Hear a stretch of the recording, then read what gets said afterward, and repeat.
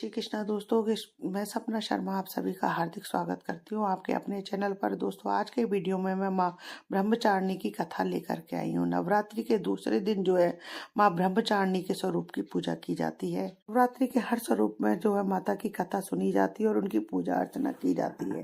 आइए ब्रह्मचारिणी के स्वरूप की कथा जानते हैं। नवरात्रि में हर दिन माँ के अलग अलग स्वरूप की पूजा अर्चना की जाती है। नवरात्रि का दूसरा दिन माँ ब्रह्मचारिणी की पूजा अर्चना का दिन होता है।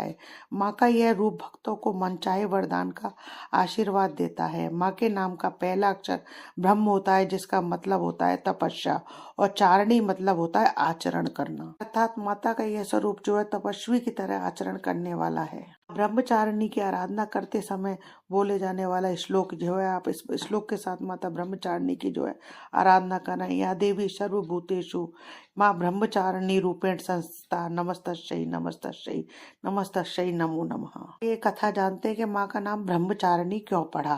पूर्व जन्म में इस देवी ने हिमालय के घर पुत्री रूप में जन्म लिया और नारद जी के उपदेश से भगवान शंकर जी को पति के रूप में प्राप्त करने के लिए घोर तपस्या की थी। इस कठिन तपस्या के कारण इन्हें तपश्चारिणी अर्थात ब्रह्मचारिणी नाम से जाना गया। 1000 वर्ष तक इन्होंने केवल फल फूल खाकर बिताए और 100 वर्षों तक केवल जमीन पर रहकर शाक पर निर्वाह किया। इसके पश्चात कुछ दिनों तक कठिन उपवास रखे और खुले आकाश के नीचे वर्षा और धूप के घोर कष्ट सहे 3000 वर्षों तक टूटे हुए बिल्व पत्र खाए और भगवान शंकर की आराधना करती रही। इसके बाद तो उन्होंने सूखे बिल्व पत्र खाना भी छोड़ दिया। कई हजार वर्षों तक निर्जल और निराहार रहकर तपस्या करती रही। पत्तों को खाना छोड़ देने के कारण ही उनका नाम अपर्णा पड़ गया। कठिन तपस्या के कारण देवी का शरीर एकदम क्षीण हो गया। देवता, ऋषि, सिद्धगण, मुनि सभी ने ब्रह्मचारिणी की तपस्या को अभूतपूर्व पुण्यकृत बताया, सराहना की और कहा, हे देवी, आज तक किसी ने इस तरह की कठोर तपस्या नहीं की, यह आपसे ही संभव थी। तपस्या के कारण देवी का शरीर एकदम क्षीण हो गया। देवता, ऋषि, सिद्धगण, मुनि सभी ने ब्रह्मचारिणी की तपस्या को अभूतपूर्व पुण्य कृत्य बताया, सराहना की और कहा, हे देवी, आज तक किसी ने इस तरह की कठोर तपस्या नहीं की, यह आपसे ही संभव थी। मनोकामना परिपूर्ण होगी और भगवान चंद्रमौली शिव जी तुम्हें पति रूप में प्राप्त होंगे। अब तपस्या छोड़कर घर लौट जाओ, जल्दी आपके पिता आपको लेने आ रहे हैं। माँ की कथा का सार यह है कि जीवन में कठिन संघर्षों से भी मन नहीं विचलित होना चाहिए।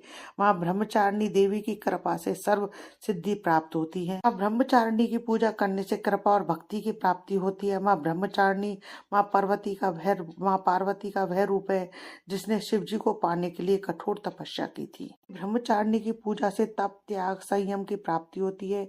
माँ का यह स्वरूप अत्यंत ज्योतिर्मय और भव्य है। माता मंगल ग्रह की शासक है और भाग्य की दाता है। दोस्तों, यदि आपको ब्रह्मचारिणी की कथा अच्छी लगी हो और मेरा वीडियो पसंद आया हो तो प्लीज़ मेरे वीडियो को ज़्यादा से ज़्यादा लाइक और शेयर कीजिए। यदि आपने अभी तक मेरे चैनल को सब्सक्राइब नहीं किया है तो उसे सब्सक्राइब करना ना भूलिए। पास ही बेल आइकन को दबाइए, जिससे मेरे आने वाले हर नई वीडियो का नोटिफिकेशन आपको मिल जाए। हिंदू धर्म, रीति रिवाज, कथा, कहानी आदि पारिवारिक रीति रिवाज परंपरा जानने के लिए मेरे चैनल को सब्सक्राइब करें और साथ ही मेरे चैनल पर बने रहें। जय श्री कृष्ण दोस्तों। 90%।